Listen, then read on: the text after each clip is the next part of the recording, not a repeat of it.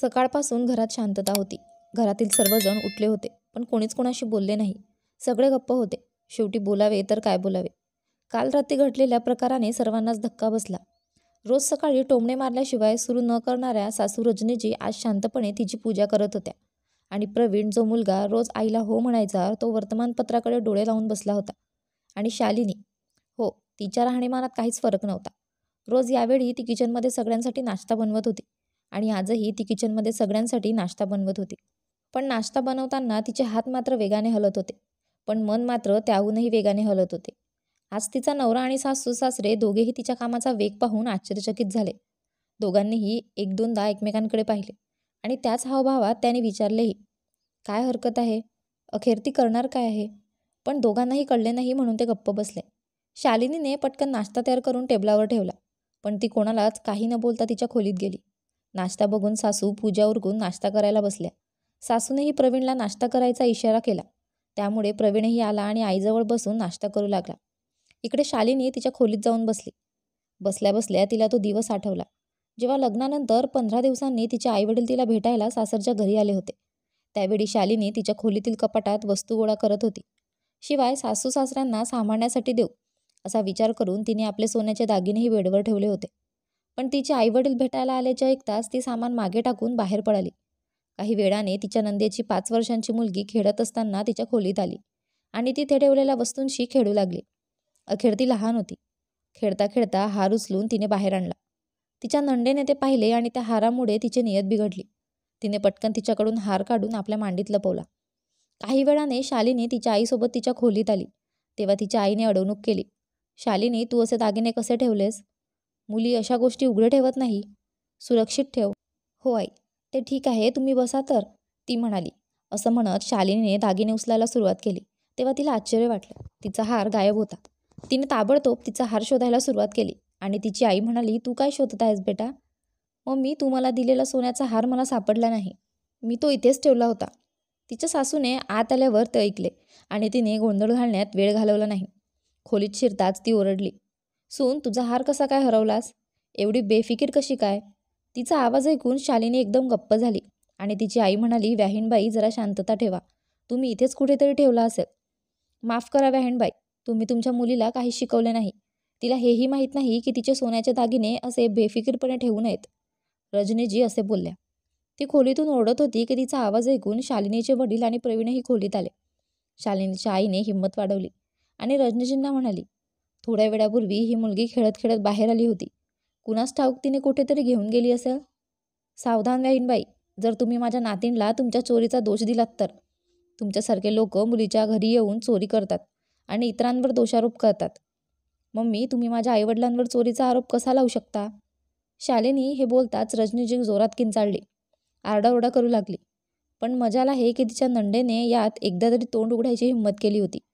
एवढं की ती लहान मुलगी पुढे येऊन काहीतरी बोलू लागली तेव्हा तिने तिला ओढत दुसऱ्या खोलीत नेलं की त्या चिमुरडीवर या सगळ्याचा वाईट परिणाम होईल. परिस्थिती वाढत चाललेली पाहून शालिनीचे आईवडील हात जोडून तेथून निघून गेले. शालिनी त्यांच्यासोबत जायला निघाली होती तेव्हा त्यांनी तिची समजूत घातली आणि तिला शपथ देऊन थांबवले. त्या दिवसापासून त्याने तिचे तोंडही पाहिले नाही, कारण सासूने सर्व संबंध संपवले होते. प्रवीणने कधीच आईला अडवले नाही, त्यामुळे तोही काही बोलला नाही. पण काल रात्री रजनीजींच्या निमंत्रणावरून नणंद नंदोईजी घरी जेवायला आले होते. सगळे बसून जेवत होते आणि शालिनी सगळ्यांना जेवण देत होती. नंदेची मुलगी जेवण झाल्यावर आईच्या मोबाईलवर गेम खेळत होती. त्याचवेळी नंदोईजींनी शालिनीने तयार केलेल्या जेवणाचे कौतुक केले. त्यामुळे रजनीजींच्या मनात काय आले ते माहीत नाही. त्यावेळीही त्यांनी शालिनीला टोमणे मारणे टाळले नाही. मी तिला स्वयंपाक करायला शिकवले आहे, नाहीतर तिला काय करणार? शेवटी ती चोरांच्या कुटुंबातून आली आहे. तिच्या आईवडिलांना तर त्यांच्याच मुलीच्या सासरच्या घरी येऊन तिच्या मुलीचा हार चोरताना लाज वाटली नाही. नंदेची मुलगीही हे ऐकत होती, जी त्यावेळी मोबाईलवर गेम खेळत होती. मग तिच्या मनात काय आलं माहीत नाही. मोबाईलवर खेळत असताना ती शालिनीला म्हणाली, मामी, तुमचे आईवडील चोर आहेत का? चिमुरडीचे शब्द शालिनीच्या हृदयाला बाणासारखे टोचले आणि तिची सासू हसत होती. आणि दुसरे काय? तिचे आईवडील चोर आहेत, जे मुलीचे सोन्याचे हार चोरतात. लोक मुलींना हार देतात आणि तिचे आईवडील त्यांच्या मुलीचे दागिने चोरतात, असं म्हणत ती हसायला लागली.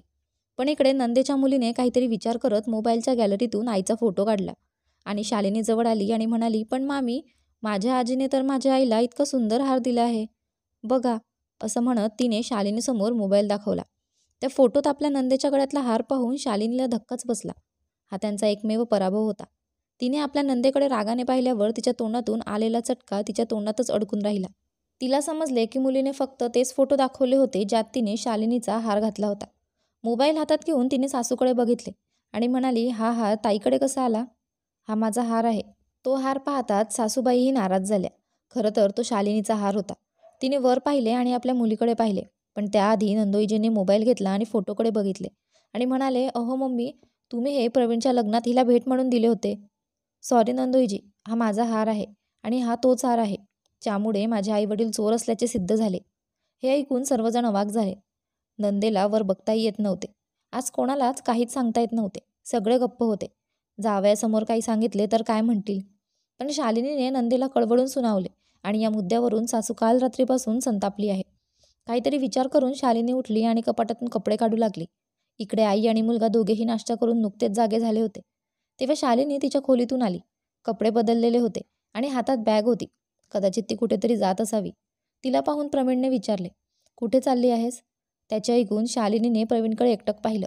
बॅग बाजूला ठेवली आणि येऊन नाश्त्याच्या टेबलावर बसली. तिने स्वतःसाठी ताटात नाश्ता घेतला आणि नाश्ता करू लागली. सासूने मग प्रवीणला विचारण्यासाठी हातवारे केले. काल रात्रीच्या अपघातानंतर सासू शालिनीशी बोलत नव्हती, कारण शालिनीने आपल्या मुलीला खूप काही सांगितले होते. कदाचित फारसे बरे नाही, तर खरे सांगितले होते. पण सत्य नेहमीच कटू असते, जे लोक पचवू शकत नाहीत. पण रजनीजींनाही सत्य पचवता आले नाही. शेवटी आईचा संकेत मिळाल्यावर प्रवीणने पुन्हा शालिनीला विचारले, मी तुला काही विचारले आहे, तू कुठे चालली आहेस? नाश्ता करत असताना शालिनी वर न पाहता म्हणाली, मी माझ्या आईवडिलांच्या घरी जात आहे. आईवडिलांना भेटून 2 वर्ष झाली आहेत. हे ऐकून रजनीजींना धक्काच बसला. सकाळपासून तिच्याशी न बोललेल्या सासू म्हणाल्या, ठीक आहे, त्यांनी तिच्याशी सर्व नातेसंबंध संपवले आहेत. मग तू का जातेस? तुम्ही नातं संपवलं आहे, मी नाही. त्यांनी मला जन्म दिला, मला वाढवले आहे. हो, मी नक्कीच माझ्या आईवडिलांच्या घरी जाईल. आज शालिनीने पहिल्यांदा रजनीजींना विरोध केला होता, जो तिला सहन झाला नाही आणि तिला राग आला. ती शालिनीसमोर उभी राहिली आणि ओरडली, आज तुला तुझ्या आईवडिलांवर खूप प्रेम वाटतंय. त्यांच्यासाठी तू आमच्यासाठी लढायला तयार आहेस. तुला या घरात तुझं संपूर्ण आयुष्य घालवायचं आहे हे विसरू नकोस. आणि लक्षात ठेव, तू त्या चोरांच्या घरी गेलीस तर परत येऊ नकोस. आईवडिलांसाठी चोर हा शब्द ऐकताच शालिनीच्या अंगाला आग लागली. नाश्ता करताच ती उभी राहिली आणि टेबलावर हात मारून रजनीची सारखीच ओरडली, ओरडू नका. मलाही तुमच्या इतके ओरडायचे ते कसे माहीत आहे. माझ्या आईबाबांबद्दल असे बोलण्याची तुमची हिंमत कशी झाली? ते चोर नाही, चोर तुमची मुलगी आहे. खबरदार सुनबाई, माझ्या मुलीला काहीही म्हणाली तर. ती या घरची मुलगी आहे. तिचा या घरावर समान हक्क आहे. तिने तो नेकलेस सेट घेतला तर काय? तिचाही या वस्तूंवर हक्क आहे. तू एवढी गडबड का करत आहेस? सासू अजूनही मुलीला साथ देत होती. ते पाहून शालिनी सुद्धा म्हणाली, नक्कीच सासूबाई, तुमच्या घरातील वस्तूंवर तुमच्या मुलीचा हक्क आहे. तुमच्या घरावरही तुमच्या मुलीचा समान अधिकार आहे. पण तिने चोरी केली होती हे तुम्ही विसरत आहात. तो हार तुमच्या सुनेचा होता आणि सुनेच्या आईवडिलांच्या घरून आलेल्या वस्तूंवर तिचा अधिकार नव्हता. तरीही तिने तो इतक्या सहज चोरला आणि एवढं मोठं नाटक करूनही तो ठेवला. गप्प बसून निर्लज्जपणे नाटक पाहिले. अजून काय म्हणताय? असं काय झालं की तिने माझा नेकलेस सेट घेतला? मग त्या नेकलेस सेटमुळे तुम्ही माझ्या आईवडिलांची नातं तोडलंस. आईबाबांना खूप काही सुनावलं. ते म्हणत राहिले की आम्ही काही केले नाही, पण तुम्ही त्यांचे ऐकलेही नाही. मी त्याच दिवशी नातं तोडले असते, पण माझ्या आईवडिलांनी मला शपथ देऊन गप्प केले. असं म्हणत की आमच्या पाठीमागे तू तुझं नातं बिघडवू नकोस. त्या दिवशी तर तुम्ही खूप गोंधळ घातला होता. आज काय झालं? तुम्ही मोठ्या अभिमानाने सांगितले होते की आम्ही कोणत्याही चोराशी संबंध ठेवत नाही. मग आज काय झाले? आज तुमची मुलगी चोर असल्याचे सिद्ध झाले आहे. मग आता तुम्ही तिच्याशी संबंध कधी तोडणार? यावेळी रजनीची जरा थंडावल्या आणि म्हणाल्या, सुनबाई, ती माझी मुलगी आहे आणि रक्ताची नाती अशी तोडता येत नाही. रक्ताची नाती? माझीही माझ्या आईवडिलांची रक्ताची नाती आहेत. तेव्हा आणि आतामध्ये खूप फरक पडला आहे. मग ते माझे आईवडील होते आणि आता ती तुमची मुलगी आहे. तुम्हाला स्वतःच्या मुलीचे नाते तोडायला आले नाही आणि तुम्ही माझ्या आईवडिलांची माझे नाते तोडायला क्षणही लावला नाही. मला थांबवण्याचा प्रयत्न करू नका. ज्या दिवशी तुम्ही तुमच्या मुलीशी नातं तोडाल त्या दिवशी बोला. एवढं बोलून शालिनी तिच्या बॅगकडे सरकली आणि बाहेर गेली. तिच्या पिशवीसह घराबाहेर पडली. रजनीजींनी रागाने मोबाईल उचलला आणि म्हणाल्या, तिच्या आईवडिलांना फोन करू दे. काही खरी खोटी ऐकल्यावरच ते आपोआप तिच्या मुलीला त्यांच्या घरी येण्यापासून थांबवतील. हे बोलता बोलता तिने प्रवीणकडे पाहिलं आणि प्रवीणनेही हात जोडले. माफ कर आई, मी त्या दिवशी काही बोललो नव्हतो. आजही मी काही बोलणार नाही. इथे शालिनीची काही चूक नाही. आज तू तुझ्या मुलीबद्दल ऐकू शकत नाहीये.